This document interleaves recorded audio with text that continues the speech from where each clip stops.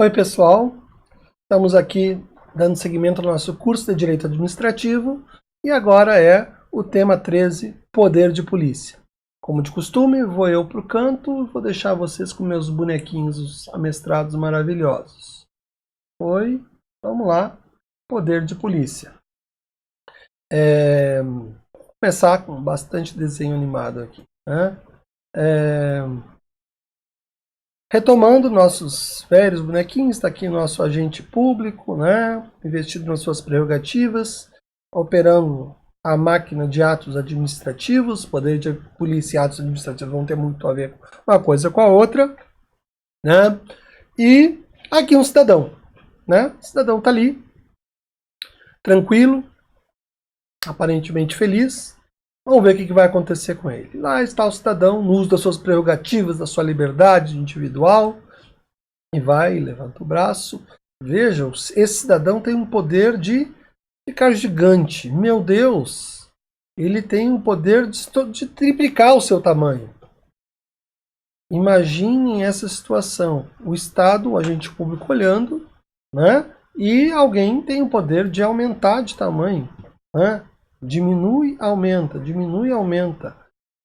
Imagina que impacto. E aí o legislador começa a pensar, meu Deus, mas se todas as pessoas, se todos os seres humanos pudessem ficar gigantes, eles vão ter que comer o dobro, vão ter que... A impactação de alimentação, transporte coletivo, transporte público. Meu Deus, o ser humano tem uma propriedade que pode ser maravilhosa para ele, mas que pode ter uma impactação pública terrível. Olha só. E aí o legislador diz, não, só um pouquinho, eu vou ter que olhar bem para esse cidadão e vou ter que dar poder ao agente público para fiscalizar esse negócio. Porque se todo mundo começar a ficar gigante, então aí vai virar uma bagunça a sociedade, vai ficar ruim para todo mundo. E ele, antes que tente virar gigante de novo, o legislador dá prerrogativa para a administração pública para enquadrar, para limitar a esfera desse poder, dessa prerrogativa, que parece ser muito legal, até muito prazerosa, enfim, né? Um superpoder de ficar gigante, mas e o impacto coletivo disso? O legislador foi lá e disse, não, só um pouquinho, nós vamos ter que limitar esse negócio. Aliás, esse cara já estava até grande demais, nós vamos ter que padronizar os tamanhos dos cidadãos e tal, né? E é isso aí. E o espaço que eles vão ter para usar é esse, porque senão não vai ter espaço para todo mundo, né? No mundo da fantasia dos nossos bonecos, isso é o que, num certo sentido, resume o poder de polícia. Eu fui lá, eu vi uma atividade interessante, o cidadão estava feliz fazendo algo que para ele era muito bom, mas que em dado momento fez coletividade, o legislador que a representa, perceber, e não só perceber, criar normas que limitam essa prerrogativa individual. Poder de polícia, em sentido amplo, é exatamente isso. A prerrogativa da administração do Estado, né, poder de polícia em sentido amplo é o Estado de restringir prerrogativas individuais em nome de interesses coletivos.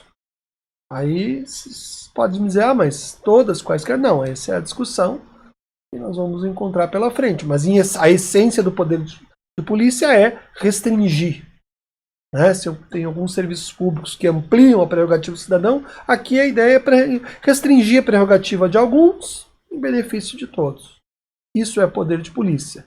Esse é o power policy. Essa é a parte universal da doutrina administrativa. Não há ninguém que discuta, do ponto de vista teórico, em todos os países do mundo ocidental, pelo menos, ou dos que eu estudo, essa prerrogativa. É normal, absolutamente normal, que o Estado restrinja prerrogativas individuais. Os direitos individuais não são ilimitados. Né? Já dizia a vovó e a mamãe, né? Teu direito termina quando começa o direito do outro. Pois é, o direito de ficar gigante nessa fantasia dos bonequinhos aqui segue a mesma lógica. Dito isso, Vamos agora para a parte teórica. Trazer algumas definições, a gente já viu poder de polícia em sentido amplo. Convém aqui trazer algumas definições do sentido mais restrito do poder de polícia, mais estrito, né? Que é prerrogativa de direito público que calcada em lei. Ó, aqui um dado importante, eu gosto desse conceito. É uma prerrogativa da administração pública calcada em lei. Autoriza a administração pública a restringir o uso e o gozo da liberdade e propriedade. Em favor. Acho até que liberdade e propriedade não são. Talvez existam outras dimensões. Por exemplo, no nosso exemplo aqui, bom, é liberdade de se tornar gigante ou não, né? Em favor do interesse da coletividade. Então aí, os elementos conceituais são fundamento em lei, administração pública restringindo prerrogativas individuais em nome do interesse coletivo. A Maria Silva traz um conceito amplo aqui no livro dela. Atividades do Estado consistente em limitar o exercício de direitos individuais em benefício do interesse público. Tá? Isso aqui vale para o amplo, esse vale para o restrito. E aqui, do Marcelo Caetano, eu gosto bastante desse conceito, no restrito também. Modo de atuar da autoridade administrativa que consiste em intervir no exercício de atividades individuais suscetíveis de fazer perigar interesses gerais, tendo por objeto evitar que produza, amplie e generalize os danos sociais que a lei procura prevenir. Por mais que a gente possa discutir qual é o melhor ou pior conceito, a gente já pegou os elementos conceituais, né? Administração pública restringindo, como fundamento da lei, etc. Tem uma boa notícia aqui. Qual é a boa notícia? A legislação brasileira, nacional, tem um conceito, tem uma lei nacional, vale para a União, Estados, Distritos Federais e municípios, que tem um conceito de poder de polícia. Então, a gente não precisa nem se aprofundar tanto do que a doutrina acha que é, quando o legislador nos dá esse conforto, vamos dizer assim. Artigo 78 do CTN. O que é o CTN? O Código Tributário Nacional, que tem status de lei complementar, embora tenha sido criado como lei ordinária, e que define, aqui, ó, poder de polícia. Atividades da administração pública, já aprendemos isso, que limitando ou disciplinando direito, interesse ou liberdade, o direito de construir, o direito de usar a propriedade, o direito de virar gigante, se houver, né? Regula a prática de ato ou abstenção de fato. Regula a prática de ato ou abstenção de fato. Obrigação de fazer ou não fazer. Em razão do interesse público. E aí descreve uma gama imensa, né? Quais interesses públicos? Segurança, higiene, ordem, costumes, disciplina do mercado, atividades econômicas de concessão, tranquilidade pública ou ao respeito à propriedade e aos direitos individuais ou coletivos. Em nome do direito à propriedade, eu restringo o direito de propriedade. Em nome do direito individual à liberdade, eu restringo o direito de liberdade. Esse é o conceito, tá bom? Tá lá no CTN, Lei 5172 de 66.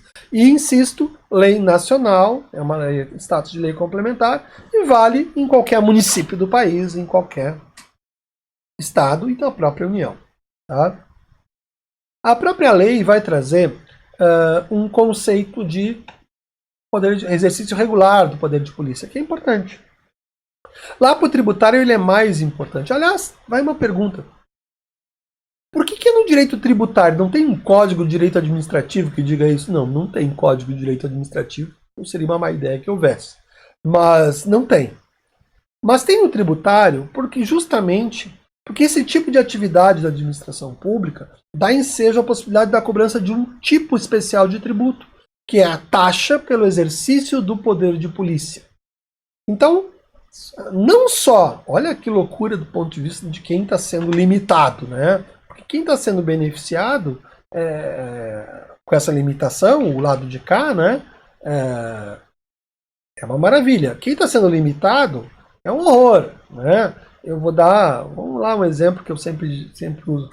Eu odeio quando tem aqueles carros de som com volumes altíssimos, né, usando o espaço público e os meus ouvidos para fazer propaganda de produtos que não me interessam. E propagandas que eu não gostaria de ouvir, mas eles se põem no espaço público a propagar aquele som, às vezes muito ruim, por sinal, né? Então, vamos lá. Do meu ponto de vista, é muito bom que limite ou discipline isso aí, coloque horário, coloque decibéis, enfim, por mim até proibia, cá entre nós, né? Mas enfim, ou pague pelo uso do poder do espaço público. Seja como for. A mim não me interessa, acho que as pessoas gastam tanto com outras propagandas, essa inclusive é poluente porque fica um carro, né, transitando. Enfim, do meu ponto de vista individual, é ótimo que restrinja. Do ponto de vista do cidadão que está usando isso, talvez porque seja a sua única forma de tentar divulgar seu produto, né? Ele sai, o cidadão que sai em bicicleta, e aí tem o alto-falante movido ao pedal dele mesmo, né? E, enfim, ele está tentando desesperadamente vender o seu produto. E aí tem o chato do Carlos André que não quer que ele use a única propaganda que ele conseguiu fazer, né? Bom, ele vai dizer que se houver um poder de polícia, não só a administração pública poderá limitar, fiscalizar o equipamento dele, como vai dizer o seguinte: não, nós vamos te fiscalizar e você vai pagar por isso, você vai pagar para nós para a gente te limitar. Isso é a taxa pelo poder de polícia. Ah, mas eu não quero pagar. Bom, então e você não vai ser fiscalizado, você não vai poder fazer. Porque essa é a essência do poder de polícia, né? É a fiscalização de uma atividade.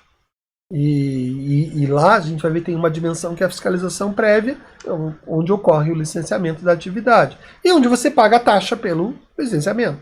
Ou pela negativa de licenciamento. Seja como for, é o cidadão que está lá no carro com 1000 decibéis ou com a bicicletinha, que vai ter que pagar por isso, o que não deixa de ser relativamente justo, porque, pelo menos do meu ponto de vista, né, eu que sou o que nem gostaria que essa atividade houvesse.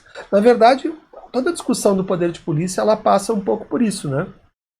Atividades que você vai considerar que são nocivas ou não são nocivas, e evidentemente vão significar limitação de direitos daquelas pessoas que não gostariam de ter. Certamente ninguém gosta de ter seu direito limitado. Aliás, ninguém gosta, né? Se alguém gostasse, bom, ela limitaria sozinha, mas não preferiria que não houvesse o Estado a limitá-lo, né? Mas enfim, então, só para a gente ter noção por que está no Código Tributário. E por que considera-se regular? Porque a Constituição estabelece também que o poder de polícia enseja a cobrança de taxa quando ele for regular, né? E aí vai dizer, quando desempenhado pelo órgão competente, nos limites da lei aplicável com observância do processo legal. Aqui tem 3 elementos que a gente vai trabalhar mais adiante, que são muito importantes. A ideia de órgão competente me sinaliza que o poder de polícia tem que ser feito por órgão de Estado, não é delegável. A ideia de nos limites da lei aplicável volta àquilo que a gente já falou, né? E vai retomar daqui a pouco, né? Ele decorre e se expressa pela lei. E ainda com observância do processo legal. Está chamando processo administrativo aqui. Né? Evidentemente que não é um processo judicial. E ainda sem abuso ou desvio de poder. Né? E até em tratando de atividade que a lei tem como discricionária. Interessante aqui que o próprio CTN já sinaliza que a atividade pode ou não, que o poder de polícia pode ou não ser discricionário. Vamos retomar esse assunto daqui a pouquinho. Tá? Seguindo adiante.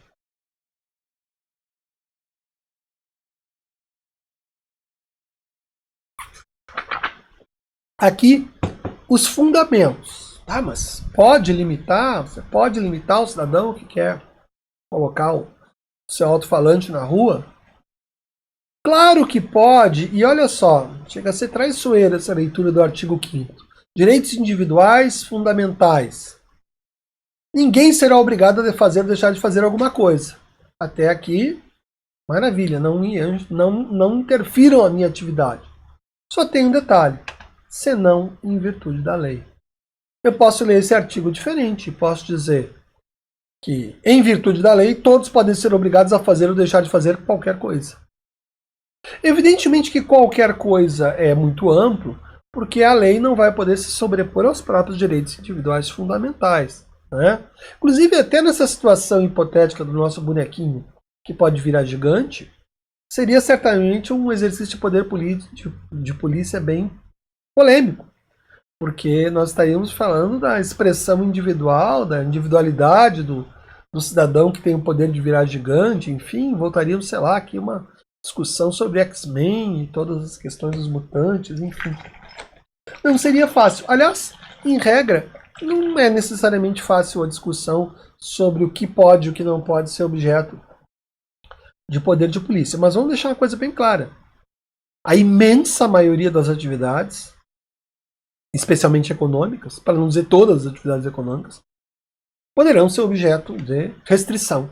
E por restrição, leia-se normalmente restrição, comumente, eu diria normalmente não, comumente restrição decorrente de poder de polícia, né? De limitações das quais vão decorrer prerrogativas para as autoridades públicas de restringir, né, essas atividades, de fiscalizar, de atuar. Né? Bom, então o artigo 5º já deu a primeira trilha. Lei. Aí você me pergunta, que lei? Vamos lá para a Constituição, artigo 22, leis federais, artigo 24, leis estaduais e municipais, leis estaduais e competência concorrente de leis estaduais, distritais e da União. Poderia até citar a competência residual do Estado, naquilo que não disser a Constituição, não estabelecer a Constituição, e ainda, lá do 25, e ainda, artigo 30, competências legislativas municipais. Bom, qual lei? A lei de quem pode legislar. Tá? Importante isso, é lei mesmo, lei em sentido estrito. Não vamos imaginar, quando muito, medida provisória. Mas não vamos imaginar que isso possa ser feito por decreto. Tá? Limitação do direito individual é coisa séria. E ainda com destaque especial aos artigos 21, competências administrativas da União, e tem uma lista de coisas que a União tem o dever, poder de fiscalizar. Isso é poder de polícia puro, né? Constitucionalmente garantido. 23, que tem as competências comuns, que são deveres, poderes, mas também prerrogativas de fiscalização, né? De todos os entes federativos, União, Estado, DF, municípios. E o próprio artigo 30, que traz também competências administrativas dos municípios, entre as quais, certamente, muitas delas se desdobram em prerrogativas de limitação de direitos individuais. Né? Então, tá aqui, esse é o coração. Se vocês quiserem outros adereços para o poder de polícia, eu vou dizer que pode botar um chapéuzinho chamado princípios que regem a administração pública, né? Porque tudo deve funcionar em termos de princípios da administração pública, notadamente o da legalidade, que vai orientar qualquer exercício de poder de polícia, né? Mas eu vou citar ainda 174, por exemplo, da Constituição, que fala expressamente em prerrogativa pública de fiscalização de atividades econômicas, que se coaduna com a competência legislativa concorrente, lá do artigo 24. No 197, no 200, eu tenho também a fiscalização, essa mesma prerrogativa em relação aos serviços de saúde. E o 209, embora não fale na palavra fiscalização, traduz-se em fiscalização do serviço de educação, porque fala em autorização e avaliação de qualidade do ensino privado. Então, o ensino privado, o ensino é algo claramente passível de serviço de poder de polícia. E aqui é bem importante a gente entender muito o poder de polícia. Depois a gente vai fazer a distinção, poder de polícia, poder da polícia. A fiscalização de serviços de educação é a fiscalização dos padrões, né? Mas o poder de polícia sobre serviço de educação não pode se confundir com coisas indevidas, tipo controle ideológico do serviço de educação. Não é por aí, né? Quando eu estou falando em poder de polícia, ele existe, e ele, em relação ao ensino privado e ao ensino federal, é da União, é um poder de polícia no sentido da regularidade, né, e da qualidade.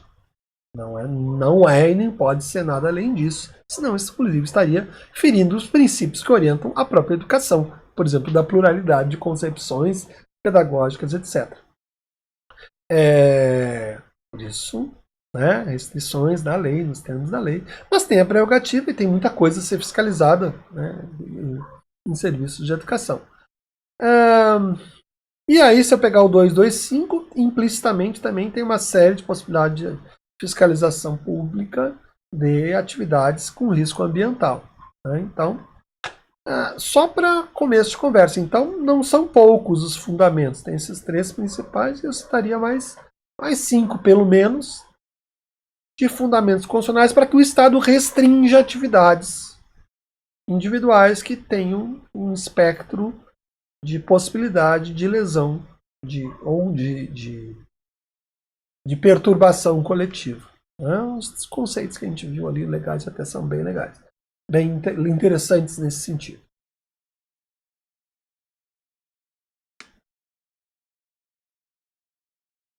Aqui, algo que não está nos livros, mas que eu acho interessante trazer, que são o que eu chamaria de pressupostos para o poder de polícia, que decorrem do que a gente já conversou lá em cima. Então, se você for, sei lá, se forma, enfim, ou atua como procurador, né, e chega o prefeito, olha, eu quero acabar com o som lá que faz barulho, que o cidadão Carlos André, que é chato, reclamou, tal, que ele não queria, que ele queria ter soneca de tarde, não queria ninguém berrando com um alto-falante na esquina, enfim. E aí o prefeito diz, eu vou fazer isso, eu também concordo, vamos encaminhar um projeto. Como é que a gente faz, seu procurador? Então, aqui podia ser quem sabe, um best-seller. 7 passos para o exercício do poder de polícia. Pegue poder de polícia em 7 lições. Né? O que precisa? Preveja legalmente a atividade, faça um projeto de lei, diga qual é o órgão, define esse órgão, diga quais são os agentes que estão responsáveis por isso. Né? Defina como é que vai se dar essa atuação desses agentes, quais são as prerrogativas desse poder de polícia. Se for o caso, já coloque expressamente possibilidades cautelares, coloque prazos, depois você vai ver por que eu estou falando isso. Né? Se cuide que todo o exercício do poder de polícia, até a doutrina vai dizer que um dos atributos do poder de polícia é a coercibilidade, todo o exercício do poder de polícia está relacionado à possibilidade de punição. Né? Não adianta restringir, fica restrita a atividade. Então eu só vou ter uma lei que diga que eu posso restringir a atividade, mas não tem punição. Então vai lá o Inmetro e encontra um cidadão que está colocando um saco de 1 litro de leite, está colocando 600 ml. E está dizendo que é 1 litro. Né? E aí o Inmetro vai lá, diz, não, estamos aqui lhe notificando que o seu leite de 1 litro tem 600 ml. O cidadão diz, beleza, mas isso está me fazendo ganhar dinheiro. E o Inmetro, não, mas o senhor não pode. Eu sei que eu não posso, mas eu quero ganhar dinheiro, mas o senhor vai me multar? E o Inmetro vai dizer, não, na verdade esqueceram de colocar a multa na lei, eu só posso lhe dizer que não. Eu não tenho sanção nenhuma. Pois é. O poder de polícia normalmente está associado, a gente vai ver as formas que ele se expressa, a possibilidade, ele tem que estar associado à possibilidade de sanção, porque infelizmente às vezes as pessoas só respondem com a coerção, né, com a ameaça da possibilidade da perda do próprio negócio, enfim. Né? Mas de qualquer forma, então se vai ter que ter um processo administrativo de defesa, enfim. Né? E vamos já guardando uma ideia que a gente vai conversar daqui a pouco. Observância dos requisitos dos atos administrativos. Competência, objeto, motivo, finalidade e forma. Né? Isso vai ter que estar esse pacote aí, né, do exercício do poder de polícia. Daqui a pouco a gente vai ver a relação do poder de polícia com os atos administrativos, isso vai ficar um pouquinho mais claro. E eu diria mais, os autores vão lá e dizem, em geral, o poder de polícia são atributos do poder, são características do poder de polícia, a proporcionalidade, a razoabilidade, a legalidade. Ora, isso são princípios da administração pública, né? Então, vamos lá, eu citei aqui os 5 primeiros princípios, né? Que estão em 37 da Constituição, e todos os outros princípios que estão lá na lei do processo administrativo. Entre eles, razoabilidade e proporcionalidade, ampla defesa contraditória, que são do processo administrativo. Né? Uma lista não exaustiva, mas não posso exercer poder de polícia sem ter claro essas metas que são da administração pública como um todo e dos próprios processos administrativos. Aliás, relação com o processo administrativo, daqui a pouco vem aí mais uma conversinha. Tá?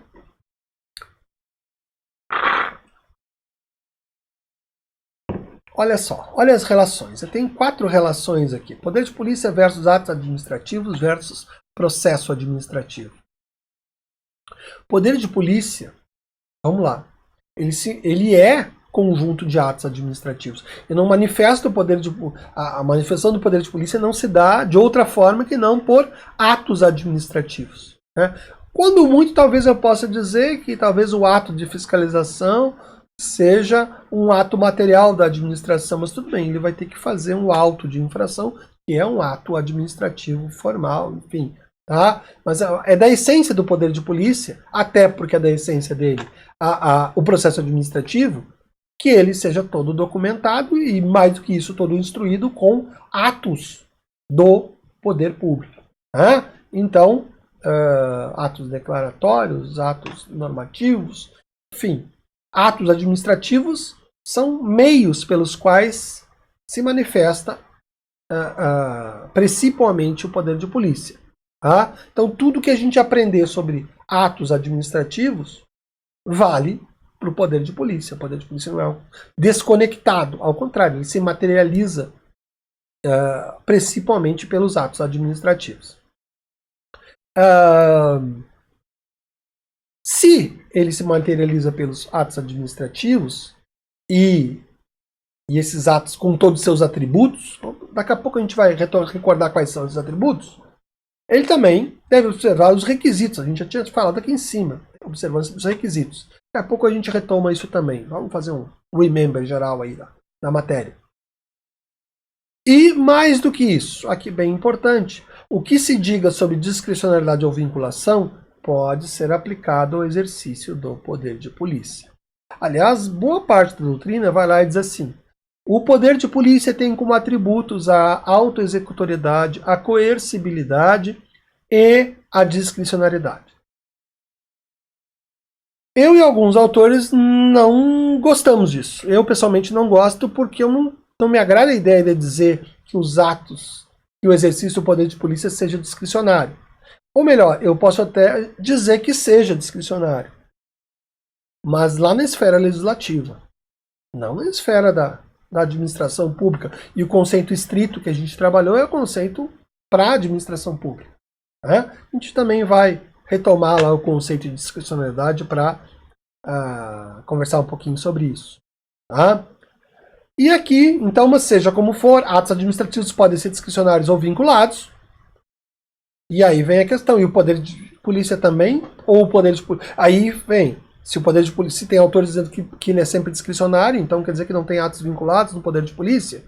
E algumas questões que me obrigam, essas 3, a revisitar a teoria dos atos administrativos. Tá? Antes de chegar lá, só lembrando que pressupõe processo administrativo para fins de aplicação da sanção e até mesmo aquelas situações em que não sejam sanção, em que você tenha, por exemplo, um pedido de licença e não deixa de ser um processo administrativo. Vamos lá, vamos retomar essas 3 questõezinhas dos atos aqui para não esquecer. Os atos administrativos têm como pressupostos presunção de legitimidade, autoexecutoriedade e imperatividade. Né? Autoexecutoriedade é alguma coisa que a doutrina importou direto para a teoria do poder de polícia. Poder de polícia é autoexecutório. Só que ao invés deles falarem que os atos do poder de polícia têm presunção de legitimidade, e eles têm, ou falarem que eles são imperativos, e eles são, porque são manifestações do Estado, Eles resolvem pegar esses dois e falar de um outro elemento que tem a ver com os dois, enfim, que é a coercibilidade, né? Na verdade, tem muito mais a ver com a imperatividade, né? Ou seja, os poderes de polícia é coercível, ele pode ser exigido. Ele pode ser exigido e se impõe é praticamente a versão da imperatividade para os atos. Aliás, os três atributos comuns da doutrina é autoexecutoriedade, coercibilidade e, digo, do poder de polícia. E a tal da discricionariedade, que não é, a gente vai conversar daqui a pouquinho, não pode ser assim, tá? Vamos lá. Mas, por hora, se o poder de polícia é feito de atos administrativos, não tem como desconsiderar que os atos administrativos vão, tudo que a gente aprendeu sobre atos administrativos, vai valer lá no mundo do poder de polícia em relação aos atos públicos que compõem o exercício do poder de polícia. Tá? Seguindo esse nosso remember,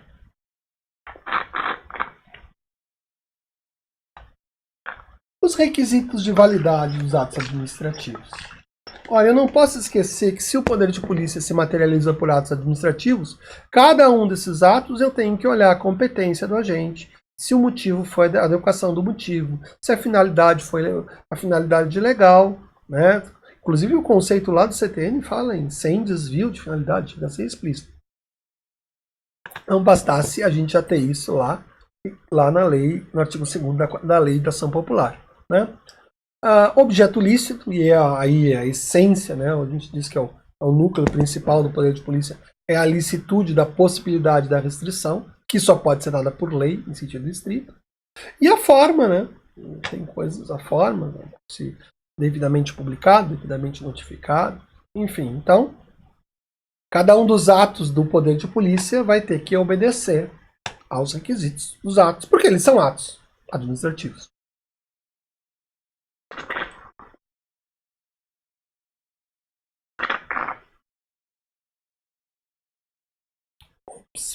Estou trocando aqui. Vamos falar sobre discricionariedade. Não, é possível dizer que o poder de polícia é discricionário?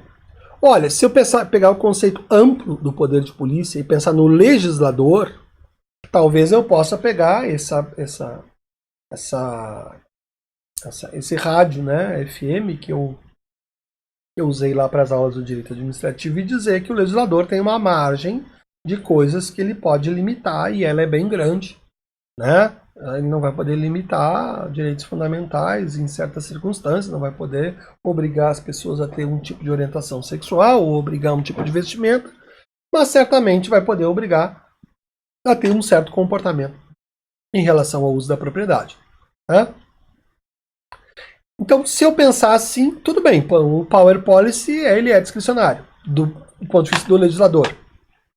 Mas depois que o legislador fez a lei, eu não posso pegar e dizer que há discricionariedade da administração pública, como se houvesse, né, de forma ostensiva, ampla, a possibilidade da administração pública, conforme critérios de conveniência e oportunidade seus, exercer o seu dever poder de polícia. Aliás, poder de polícia é dever poder de polícia também, né? Então não dá, não gosto, não listo entre os atributos do poder de polícia a discricionariedade, embora não deixe de reconhecer que haverão possibilidades de atos com alguma discricionariedade.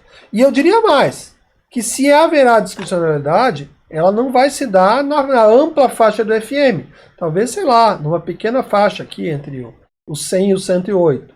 Porque, de novo, é matéria sensível. A gente está limitando a vida dos cidadãos, né? Então não faz sentido nenhum se imaginar ampla margem discricionária. A gente vai entender isso agora vendo as formas como ele se expressa.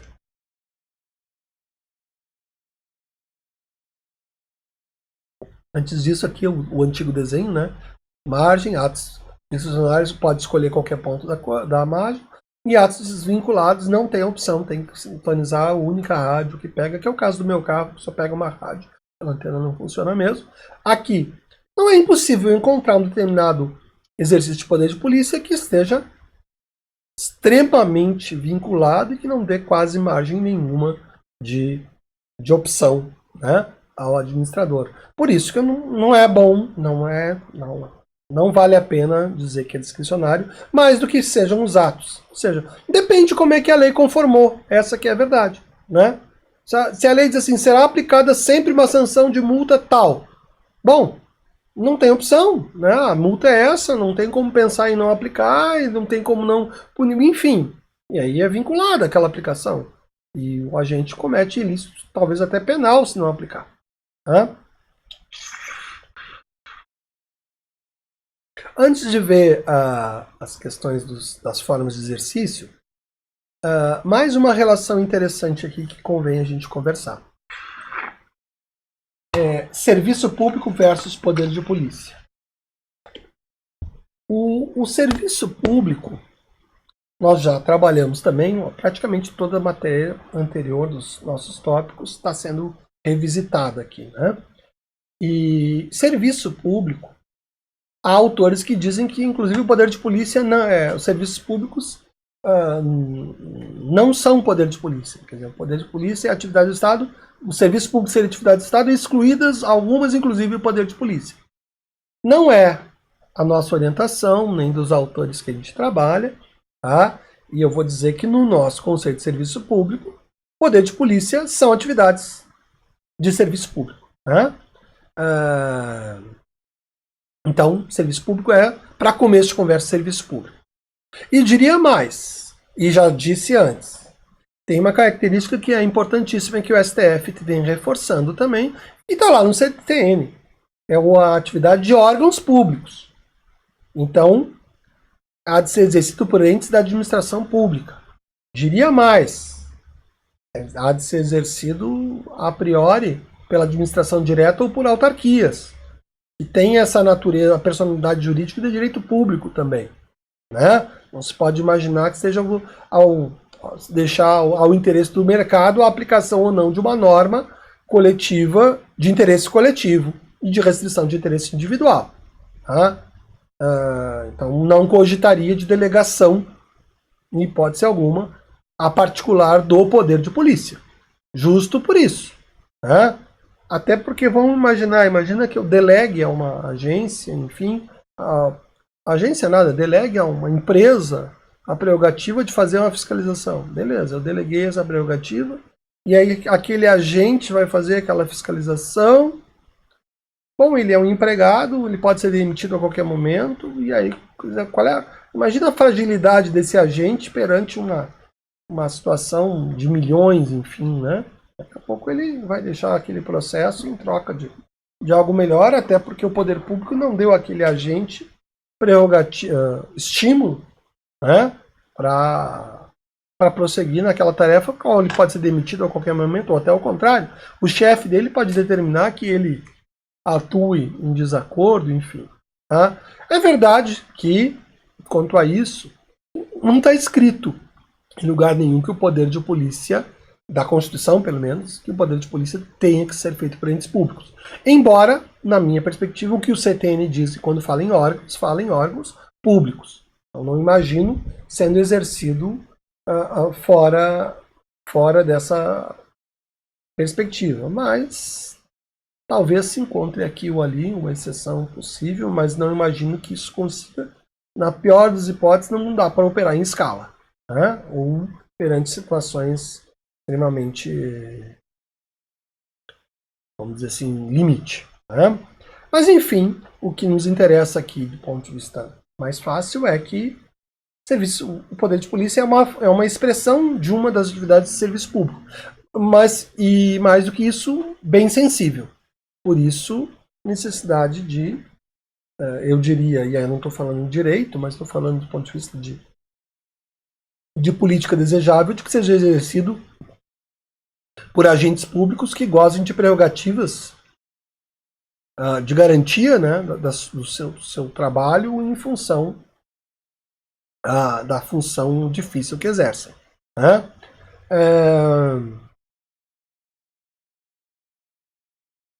E mais do que isso, que sejam entes, né? E o STF já chegou a dizer isso, tem que ser administração pública.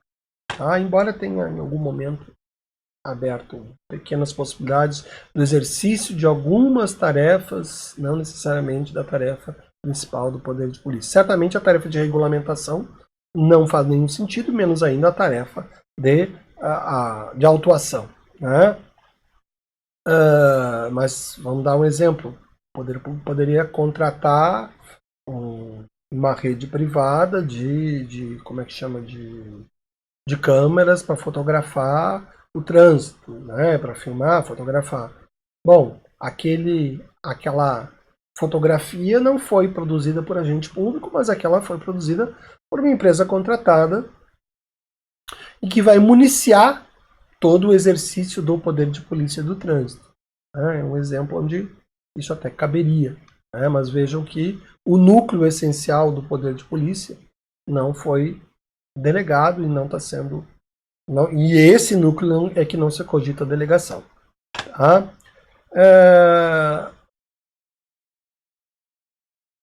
Dito isso, alguns autores vão dizer que o exercício de poder de polícia envolve uma atividade negativa do Estado. E que nisso se diferenciaria do serviço público, que são atividades positivas. Bom, primeiro que eu não posso dizer que se diferencia do serviço público, porque eu acabei de dizer que ele é um tipo de serviço público. Então ele não se diferencia. Ele pode se diferenciar de outros tipos de serviço público. Por exemplo, os serviços de educação, de saúde, né, que ao contrário de negar coisas ao cidadão, eles estão acrescentando no corolário de prerrogativas individuais algo que individualmente não teriam, né, o benefício de serviços do Estado. Então é nesse sentido que alguns autores vão dizer que é uma atividade negativa, porque não, eu quero vender picolé, um saco de lixo. Não, eu quero instalar uma fábrica barulhenta na zona residencial. Não. É um conjunto de nãos a interesses individuais. Mas cá entre nós, é negativa a quem quer fazer o que não deve. Porque, por outro lado, ela é positiva, porque aquela negação aqui a é a garantia do sim a uma série de direitos ambientais, especialmente dos outros. Né? Voltando ao exemplo lá do carro de som, né, de propaganda, bom, vai ser um não para a propaganda, mas que pode ser um sim ao meu silêncio. Né? Então é uma forma de poder garantir um direito ambiental meu, né, de tranquilidade, enfim, negando ou limitando, né, uma prerrogativa individual. Mas, enfim, a doutrina vai dizer que envolve atividade negativa, é bom que a gente saiba disso, mas eu vou dizer que negativa só porque envolve não. Tá? É o serviço, departamento do não. Né? Não, mas cuidado, não é só do não, não. A gente vai ver agora que é o departamento da limitação. E essa limitação não necessariamente será não. Ela pode ser sim ser. Sim ser você, né? Um sim condicionado.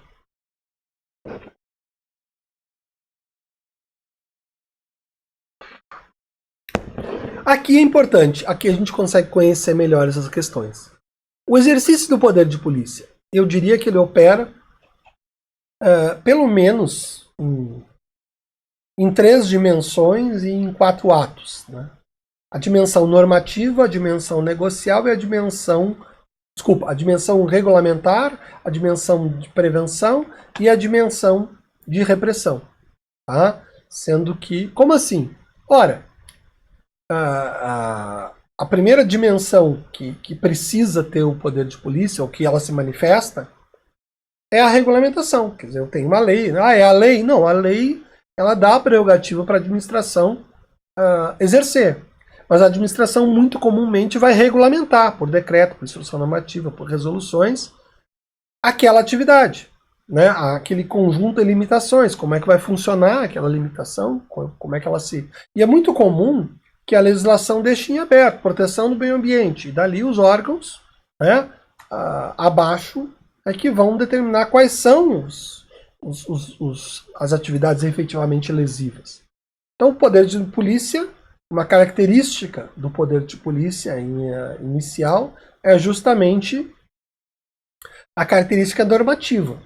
Ele vai carregar, vai se expressar por normas. E cá entre nós, pode se resolver tudo aqui. Cria-se uma norma dizendo que o som é tantos decibéis e que é só das 8 da manhã, das 9 da manhã até as 5 da tarde, dos carros de som, de propaganda. Beleza. Se a princípio só criou a norma, restringiu, se todo mundo andar assim, tudo bem. Ou melhor, é muito comum que a norma diga mais. Olha, o limite é esse, mas nós temos que examinar o seu carro de som. Nós vamos para um segundo limite.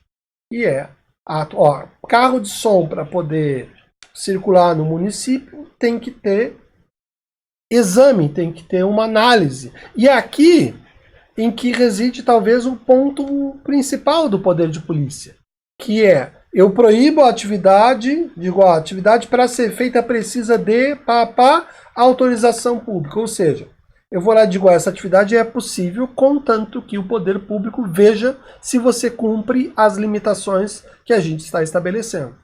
Tipo, eu vou instalar uma fábrica, quero não, só um pouquinho. Fábricas para se instalar no município começam com um pedido de licença de instalação. Tá?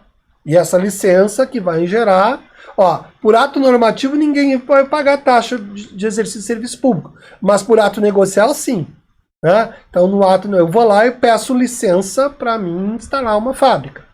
É aqueles atos, eu já disse uma vez, eu não gosto da denominação atos administrativos negociais, mas a doutrina usa direto, então eu trouxe para cá.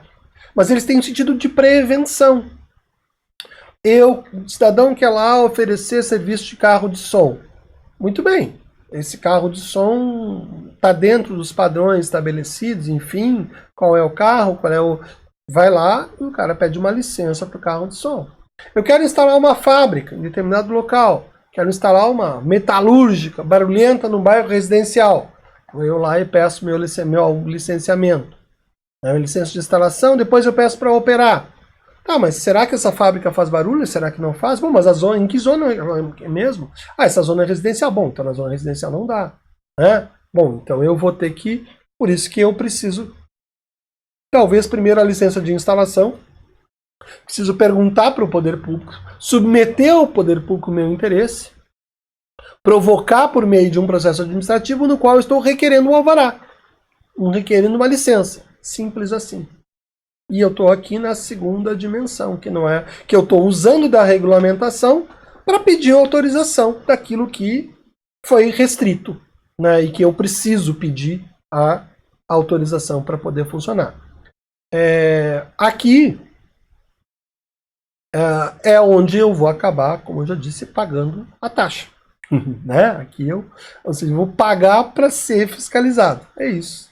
Mas não deixa de ser justo o que eu, cidadão que simplesmente quero o silêncio, tenho a ver com a fiscalização do cidadão que decidiu até instalar a fábrica no meu bairro quando ele não podia. Não, ele que pague, né, que a taxa remunere esse serviço e não sobrecarregue os impostos de quem não tem nada a ver com isso.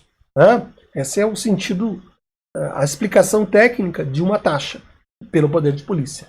Né? A ideia é de sobrecarregar apenas aquele que está interessado com o negócio, até porque se indeferir, enfim, né, nada impede que não tenha uma taxa e a administração pública opere sem cobrar nada.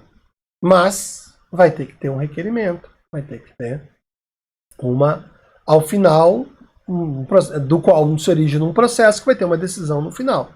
Né?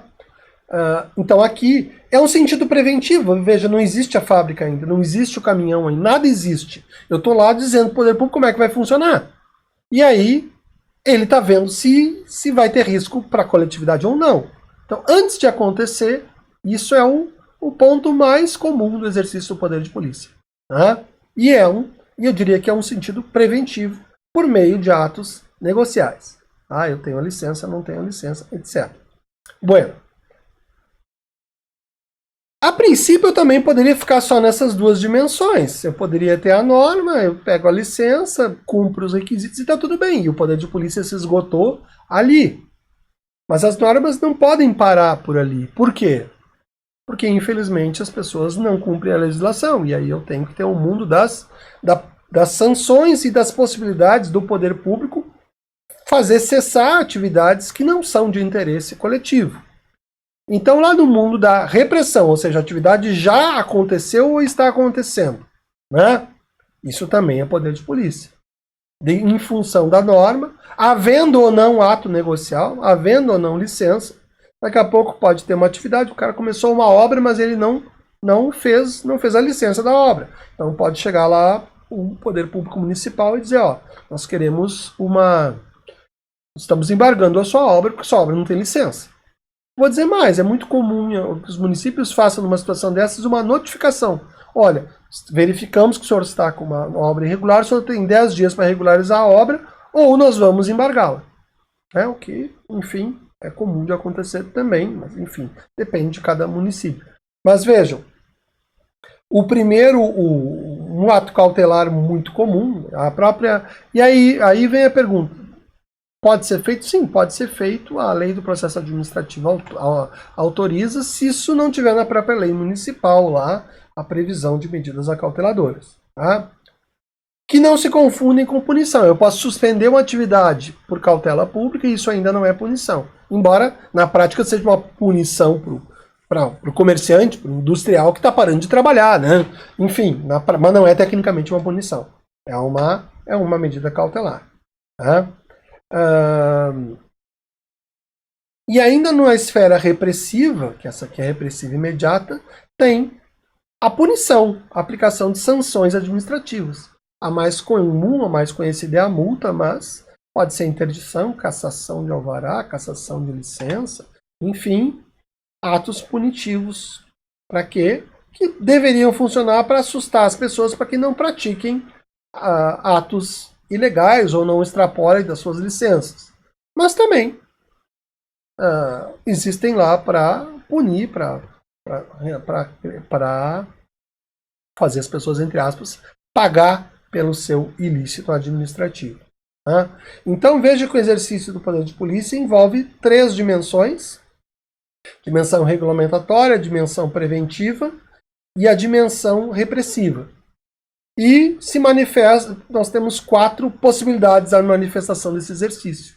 Seja por prática de atos normativos, seja pela prática de atos negociais, né, os atos de autorizações e licenças, seja eventualmente por uma cautelar urgente, uma cauteladora administrativa, vamos deixar bem claro, aí está lá nos princípios da auto-executoriedade que a gente conversou, pois é, tem como ter uma cautelar administrativa imediata. E bom, se alguém não gostar, que vai discutir no judiciário. Mas, como ele é imperativo, como é auto-executável, ele já está valendo. Né? Você pode discutir até administrativamente, mas também pode discutir judicialmente. E no mundo dos atos punitivos, aqui é eu posso, no mundo lá das repressões, eu posso ter a punição, né? Que é onde entra também o processo administrativo. Tá? Processo administrativo, nesses 3 aqui, ele provavelmente vai dar. Às vezes até para ato normativo, você passa para um órgão, passa para o outro, é um processo sem a participação. Até pode ter a participação aberta, está lá na lei de introdução às normas, a possibilidade de consulta sobre as normas, tal. Mas, e é um processo, né? Mas nada impede que um determinado prefeito peça para o seu procurador fazer a norma de regulamentação e simplesmente implementar o decreto. Né? Falar de uma outra coisa aqui.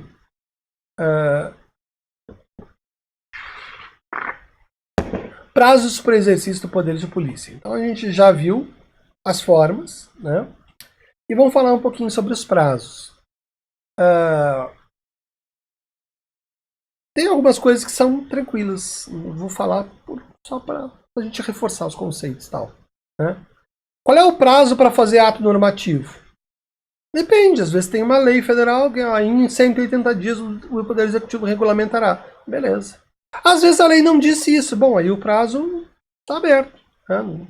Tem nenhum código de direito administrativo que fixe o prazo para ato normativo do poder de polícia. Ao contrário, às vezes é muito comum que tenha uma norma e o poder executivo não tenha a mínima vontade de regulamentá-la. Bom, e aí vamos ter que fazer algum instrumento de controle por esse ato omissivo. Mas, a priori, não há, se a lei não criou obrigação, ele, pela lei, tão só ele não tem a obrigação de regulamentar.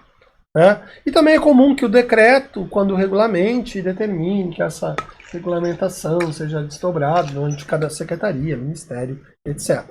Né? Quanto aos atos negociais, é mais fácil, porque um ato negocial ele sempre inicia com um pleito. O poder público não sai dando licença. Estão todos licenciados. Não, alguém tem que pedir. Então, quando eu tenho um ato negocial, o prazo, aí eu vou pegar ou a lei municipal que fixou como funciona o processo administrativo de pedido de licença, de alvará, enfim, ou eu vou lá subsidiariamente para a lei federal 9784, que é a lei do processo administrativo. Ou seja, qual o prazo que o poder público tem para resolver um pedido de licença? Tá? A princípio, eu tenho que observar a lei do processo administrativo. Então, aqui também é tranquilo. Aqui é bom lembrar, é bom. A gente vai depois, lá na parte econômica, conversar um pouco sobre a legislação federal recente, que criou a figura da autorização tácita.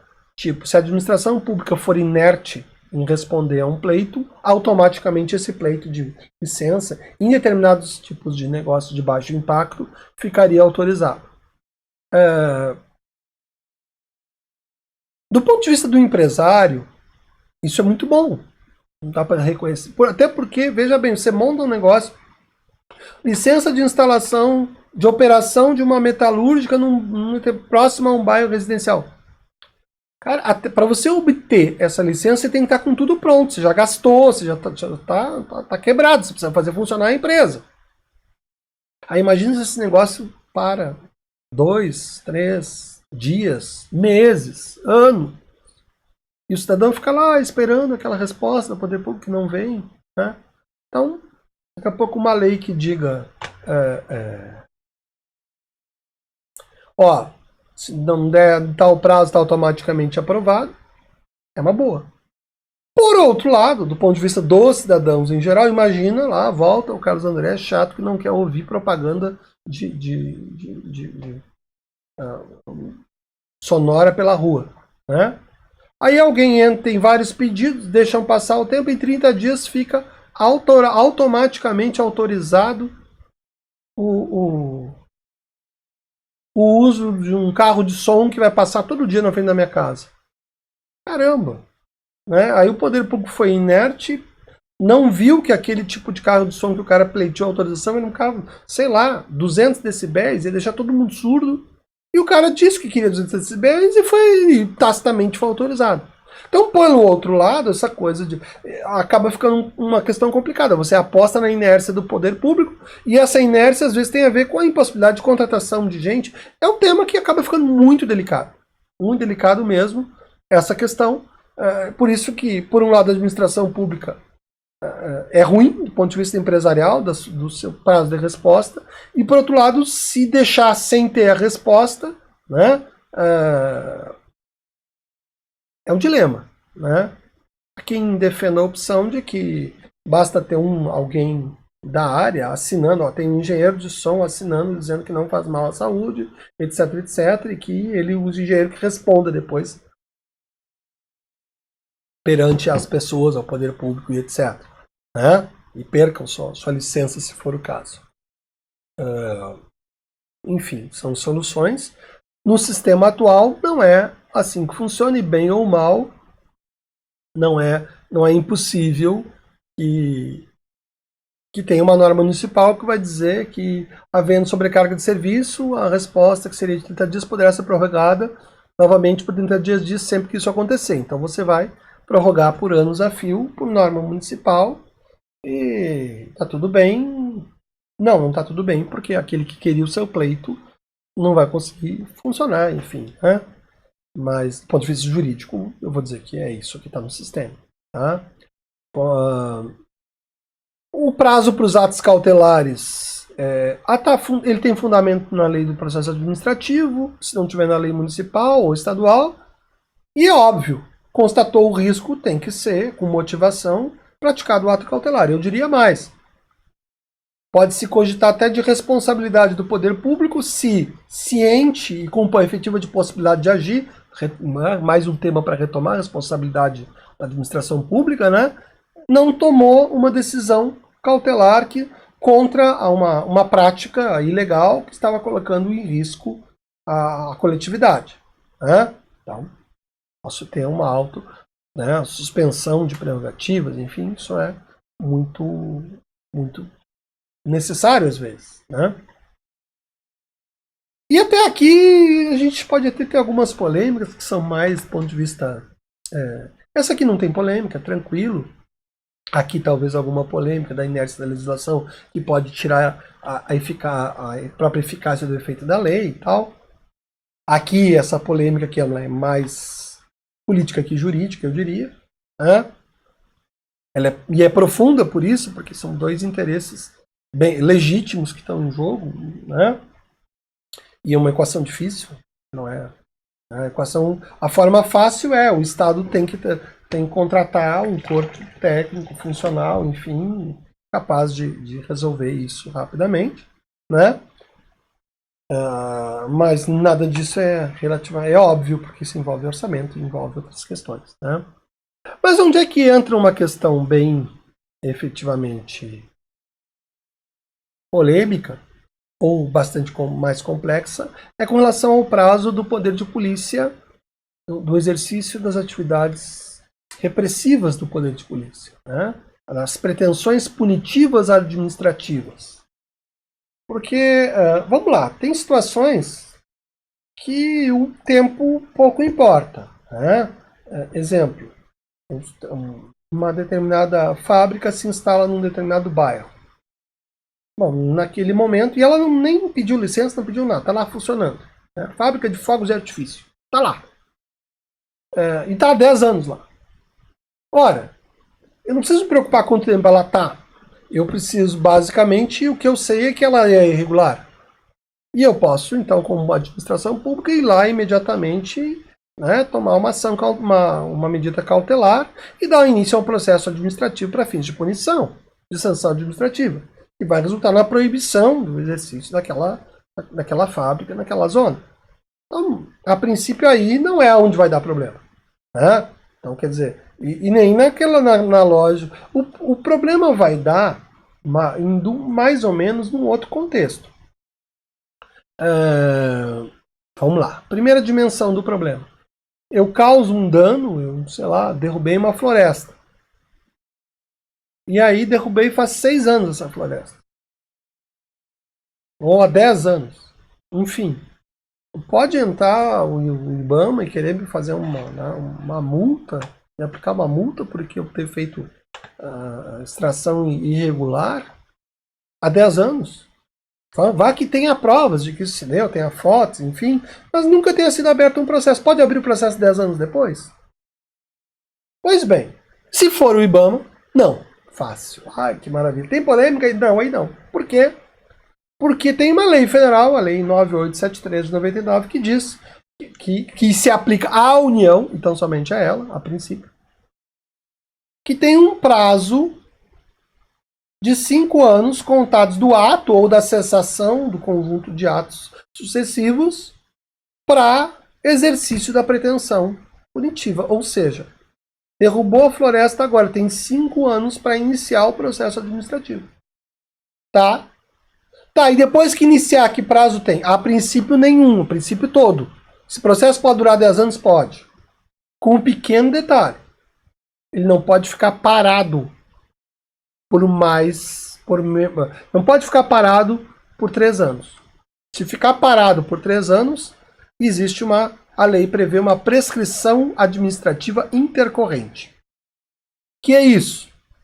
Para tudo, você derrubou a floresta, mas como o fiscal deixou o processo lá em cima do armário, engavetado, sei lá onde, você está liberado, você nunca vai pagar essa multa.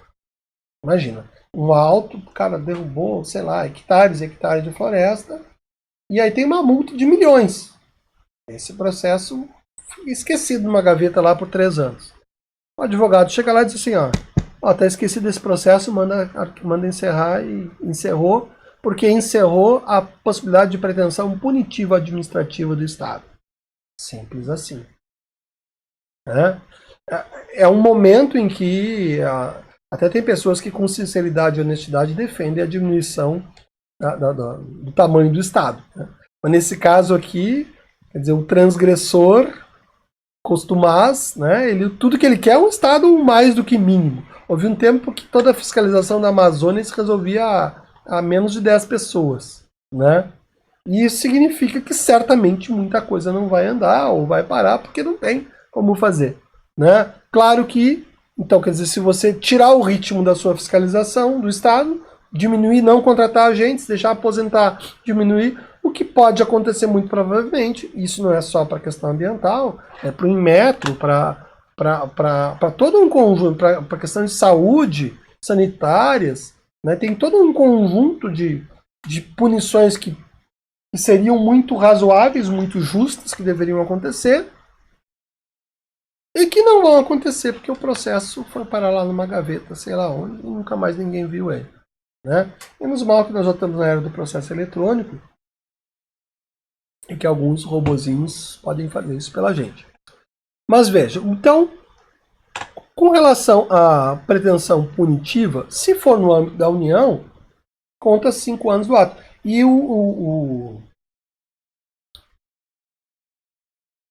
ainda tem essa questão de se parar o processo por 3 anos, já também encerra a pretensão punitiva.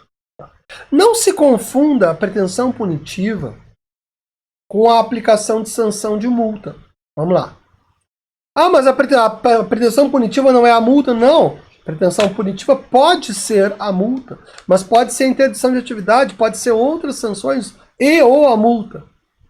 Mas vamos pensar que as sanções de interdição, de proibição, etc., elas são meio que imediatas.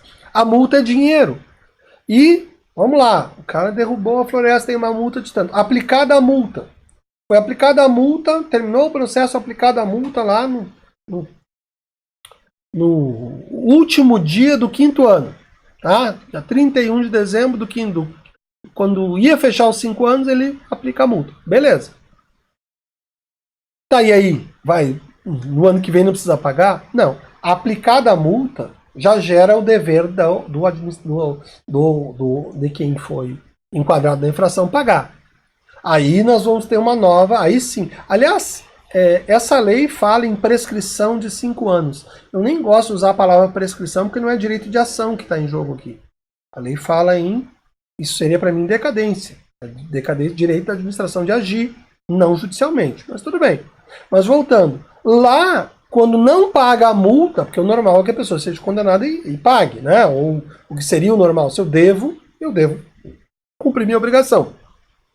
Não paguei. Bom, aí vou ser lançado em dívida ativa. E lançado em dívida ativa, a administração tem 5 anos para me cobrar.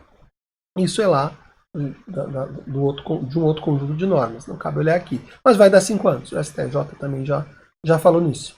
Tá? Então, uma coisa é a pretensão punitiva administrativa, que é abrir o processo, dar defesa e fechar. Tá, e você pode abrir um processo e durar 10 anos? Pode.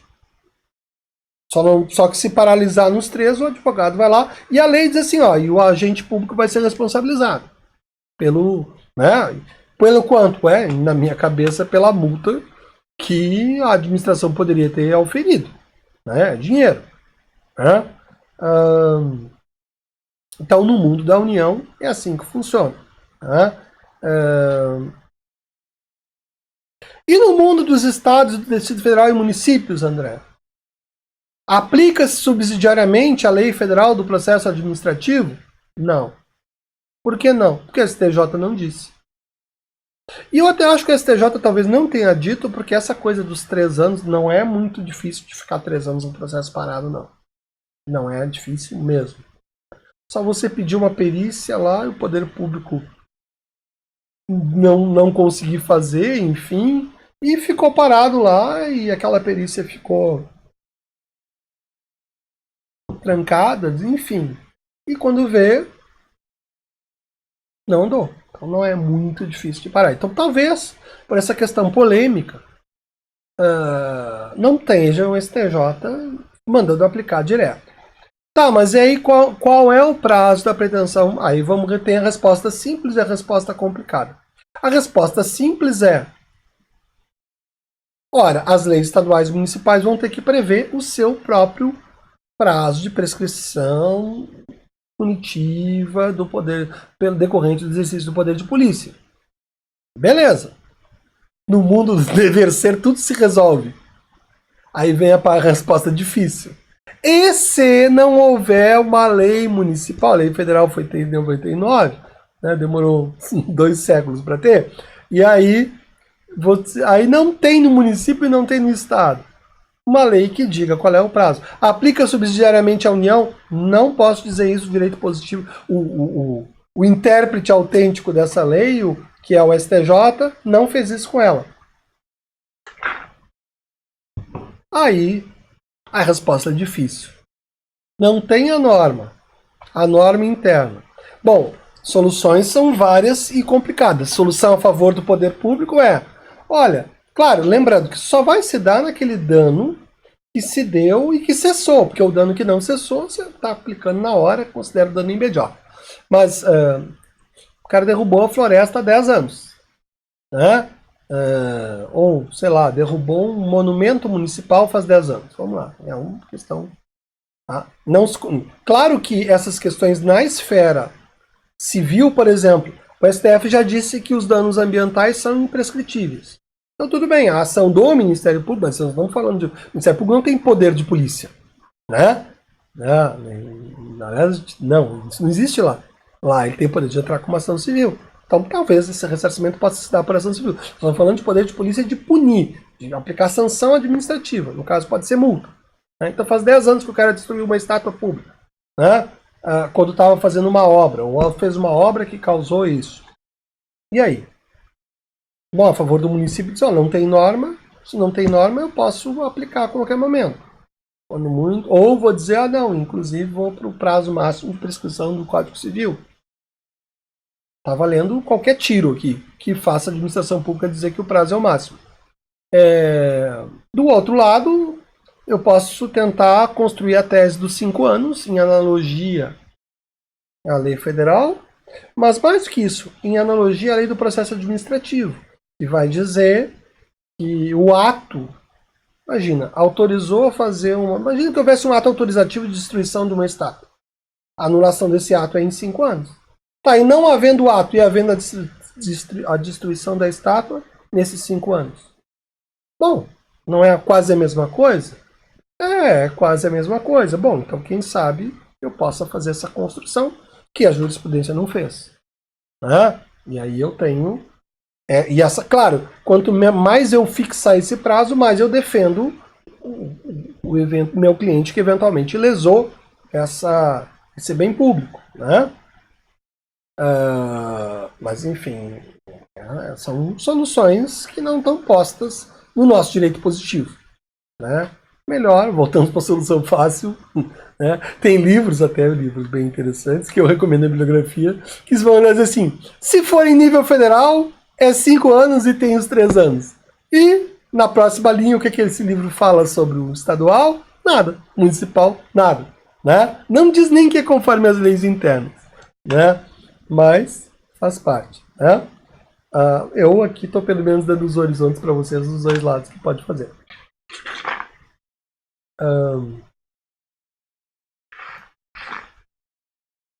Para finalizar um tema, eu vou botar figurinhas a trabalhar com vocês de novo. Todo mundo tem certeza que aprendeu bem poder de polícia? Então tá. Então agora vamos ver o quanto vocês podem levar a sério o conceito que vocês trabalharam aqui nessa aula. E eu vou dizer uma provocação. No Brasil, a polícia normalmente não tem poder de polícia. De novo? No Brasil, a polícia normalmente não tem poder de polícia. Pô, que bagunça esse país que nem a polícia tem poder de polícia. Isso mesmo, a polícia normalmente não tem poder de polícia. Como assim? Então, Vamos conversar sobre isso? Muito desenhado aqui, para a gente não perder de vista.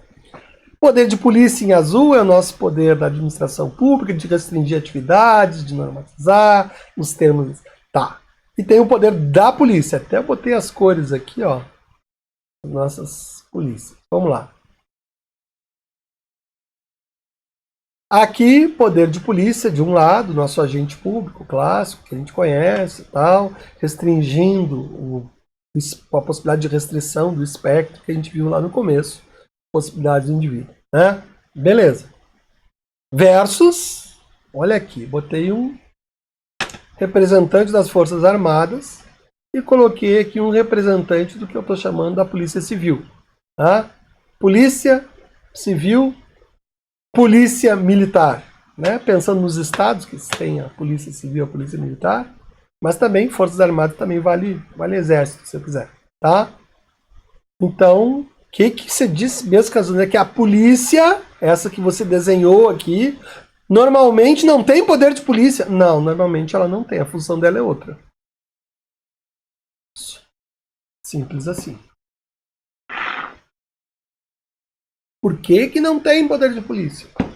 Justo porque uma coisa é elas, por exemplo, se eu pensar as Forças Armadas, né? As forças militares. A função delas é segurança pública. Aliás, é o capítulo da Constituição que trata do artigo 142, que começa com o artigo 142. A função é garantia da lei e da ordem. Então, garantia da lei. Tem uma lei. Não, alô? Garantia geral. Você não pode imaginar que um cabo e um soldado do exército vão lá entrar no supermercado e autuar e ver um rato e interditar o supermercado porque tinha um rato. Pode parecer até bastante justo para quem iria consumir os produtos daquele rato, mas não é assim que funciona. Não é assim o sistema. Justo porque a polícia não tem poder de polícia. A interdição de estabelecimento com fundamento de descumprimento de normas é um ilícito administrativo que vai operar tudo que nós conversamos até agora, mas que não vai se resolver com cada um soldado. Tá? Não é impossível que eu tenha até o apoio de forças policiais para a ação da polícia administrativa, do poder de polícia da administração pública. Tá? Mas isso é só um apoio. Tá? Então, em regra, vou dizendo em regra, porque talvez a gente vá ver uma exceção, em regra, se eu pensar as forças militares,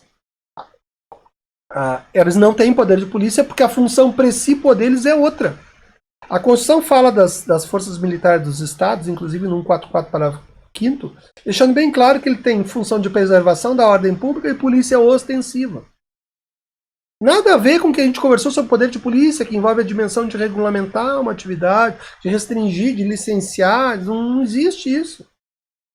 É como querer dizer, não, eu vou pedir autorização de uso de um remédio, que é poder de polícia, lá no Exército. Eu vou lá no Exército e eu quero autorizar aqui esse uso desse remédio que eu acho que vai resolver a Covid. Isto? Não. De novo, toda a nossa teoria sobre poder de polícia. Cadê o agente competente? Cadê o órgão competente? Cadê? Nada. Vai ser um ato completamente inválido diante de todo o direito. Por quê? Porque o poder de polícia, da saúde, sanções de fiscalização, existe um órgão para isso chamado Anvisa, etc. Então, é isso que ajuda a diferenciar. Tá? Então, no nível federal, fala a garantia da lei e da ordem, e evidentemente que a garantia da lei e da ordem nos termos da legislação da Constituição, não é garantir qualquer lei, qualquer ordem, né, como ao juízo de quem acha que tal conduta é lei e ordem. Não, a garantia da lei e da ordem nos termos, nos limites constitucionais. Isso que é segurança pública. Né? Embora existam várias áreas de pouco esclarecidas desse tema, quanto a isso é fácil de esclarecer. Isso não é mérito menor ou maior das polícias, não, ao contrário, né? Vamos lá. Se eu estiver na rua, às vezes a polícia ostensiva, tem um grupo de cidadãos lá que quer jogar bomba na cabeça dos outros cidadãos. Imagina que eu sou o cidadão, que sou os outros. Tudo que eu quero é a polícia exercendo sua função ostensiva, porque eu não quero uma bomba na minha cabeça. né? E vou rezar pela família inteira daquele policial que está dando sua vida para proteger a minha, né? Que está investindo contra os cidadãos portando bomba para proteger a minha vida e dos meus amigos. Ora, isso é o poder da polícia. Polícia ostensiva. Veja, não tem uma norma, não, tem alguém, um conjunto de pessoas que está descumprindo a ordem que se espera, que está descumprindo veementemente a lei. Então, esses descumprimentos é que são passíveis de atuação, né? Pontuais, aquelas coisas, né, imediatas. Né? E benditos os policiais que farão isso em benefício da população. Mas isso, infelizmente, ou felizmente, não é poder de polícia, porque eles têm outras coisas para fazer, exatamente essas. Podem, por exemplo, salvar nossa vida. Né? Claro que o ilícito, o poder de polícia administrativo também salva vidas. Né? Não, veja lá a Anvisa, se ela autorizar um remédio indevido, vai matar pessoas. Né? Ou se disser que o remédio serve para uma coisa e não servir, vai também causar essas confusões. Né? Ainda aqui, ó, eu peguei as forças militares, mas eu também tenho polícia civil, né? Também chamada de polícia judiciária, essa é a palavra. E usam também, a Constituição chega a usar a expressão polícia penal. Essas polícias têm função de auxiliar, ilícitos delas são os penais. Os nossos ilícitos são os administrativos. Né? Então, o delegado de polícia, o escrivão, o inspetor, né, o agente penitenciário, não estão exercendo poder de polícia. Eles estão exercendo poder policial, poder da polícia, investigação dos ilícitos penais, né, todo um complexo de funções que não se enquadram naquela nossa lógica, regulamento, detalhe, etc, etc, etc. Tá? Então, guarda isso. E também não é demérito para ninguém. A polícia são agentes públicos também, os outros e tal. Entendeu isso? Tá, agora eu vou te fazer uma provocação final, assim, pra gente encerrar com chave de ouro as provocações. Tá? Vamos fazer em letras grandes. Você entendeu a distinção? Você viu como uma coisa não é outra? Agora eu vou te dizer, vou te confundir. Pode dar, a lei pode dar a agentes públicos normalmente responsáveis pelo exercício do poder da polícia, também a possibilidade do poder de polícia. Ah não, André, você me mata. Agora que eu já entendi que cada macaco no seu galho, você vai me dizer que quem faz poder da polícia também pode fazer poder de polícia? Olha só. Não te esquece do que a gente conversou sobre poder de polícia. É a lei quem fixa qual é o ente, qual é o agente público. Se é verdade, eu já disse para vocês que não dá para imaginar que eu credencie um ente privado para, sei lá, fiscalizar a saúde, enfim, eu preciso de órgãos públicos. Eu não posso esquecer que Forças Armadas, que Polícia Civil, são agentes públicos que têm essa característica porque estão na administração direta. E nada impede que o legislador, diante de uma circunstância interessante, diga não, mas o poder de polícia nós vamos dar para esse pessoal da polícia. Olha os tamanhos que eu coloquei aqui. O poder de polícia em geral, na maior parte dos casos, vai ter os agentes públicos que não estão nas Forças Armadas, que não estão nas polícias. Mas, por exemplo, a fiscalização do poder de polícias quanto ao uso de armas de fogo. Ora, a legislação pode decidir colocar dentro essa prerrogativa não para agentes da administração direta de determinado órgão qualquer, mas do órgão militar. Ou da delegacia de polícia, né? É uma decisão do legislador. Mas vejam, isso é a exceção. Lembra que eu disse que ia ter exceção? Não é a regra. A regra é que o poder de polícia vá ficar com os agentes públicos que a lei disser. E normalmente, aqui até botei pintei de rosa um agente de uma autarquia. Né? É comum criar uma autarquia para exercer poder de polícia em determinada área. Ou própria administração direta. Posso ter várias autarquias para isso. Tá? Mas eu não estou proibido de entregar para aqueles que têm outras funções, que eu posso singelamente descrever como poder de polícia, da polícia, né? poder de polícia. Ah, e o exemplo? Ué, o exemplo é a questão do... Já dei exemplo das armas, questão do trânsito. Ora, eu posso, a lei estadual, ela pode dar ao guarda, à brigada militar, prerrogativas na área do trânsito. Né? E aí eu tenho... E lá na polícia de trânsito envolve, sei lá, a abordagem do veículo, a fiscalização, etc, etc. Como, aliás, é feito pela polícia rodoviária. Né? Então, nada impede que eu possa acometer, porque, bem ou mal, é a lei quem decide isso. E o legislador pode achar conveniente que quem já mexa com armas, que quem já mexe com essas questões... Aliás, botei aqui um azulzinho, né? Que é representante constitucional, inclusive, dos agentes de trânsito. Eles não são os únicos aptos à questão do trânsito, mas eles são condicionalmente aptos a esses exercícios. E existe o poder de polícia de trânsito, que é o poder de aplicar multas, que é o, né? E existe o poder da polícia de trânsito, que é o poder de ordenar o tráfego, que é a polícia ostensiva. Tá? Então, o que mais importa não é você dizer quem, é você separar as funções. Uma coisa é poder da polícia do Estado, e outra coisa é o poder de polícia da administração pública. Tá? Dito isso, por hoje era isso. Até nosso próximo encontro.